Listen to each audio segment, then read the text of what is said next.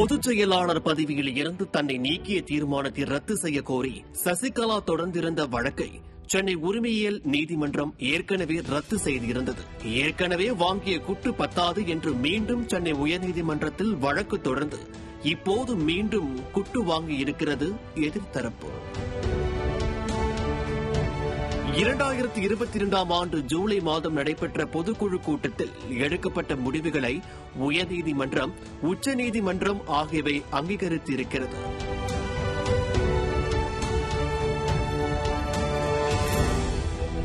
அதேபோல கட்சியின் அடிப்படை உறுப்பினர்களால் பொதுச் செயலாளராக எடப்பாடி கே. பழனிசாமி தேர்வு செய்யப்பட்டதையும் நீதிமன்றம் ஏற்றுக்கொண்டுள்ளது.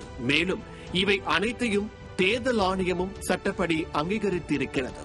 ஆகவே பொதுக்குழுவில் எடுக்கப்பட்ட முடிவுகள்தான் இறுதி என்பது தற்போது சென்னை உயர்நீதிமன்றம் உறுதி செய்திருக்கிறது.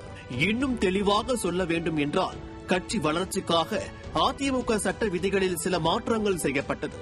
ஆகவே பழைய விதிகளை அடிப்படையாக கொண்டு யார் தரப்பும் எந்த உரிமையும் கோரி வழக்கு எதுவும் தொடர முடியாது என்பதை இந்த தீர்ப்பு ஆணித்தரமாக அடித்து சொல்லி இருக்கிறது. இதன் மூலம் கட்சிக்குள் நான் தான் அந்த பதவியில் இருக்கிறேன், நான் தான் இந்த பதவியில் இருக்கிறேன் என்று எதிரிகளோ துரோகிகளோ என கட்சிக்கு துளியும் சம்பந்தம் இல்லாத யாருமே எந்தவித குழப்பங்களையும் ஏற்படுத்தவே முடியாது.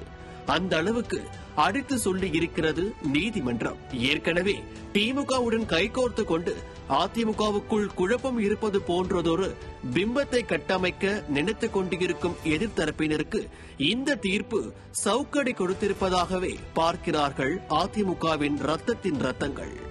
அதுவும் புரட்சித் தலைவியின் நினைவு நாளில் இப்படி ஒரு தீர்ப்பு வந்திருப்பதுதான் இங்கே ஹைலைட்.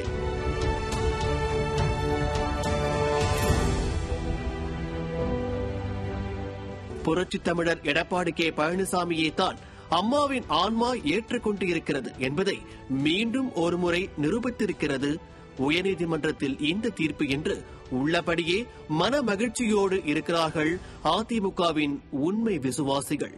நியூஸ் ஜே செய்திகளுக்காக இணை ஆசிரியர் மனோஜ்குமார் கோபாலன்.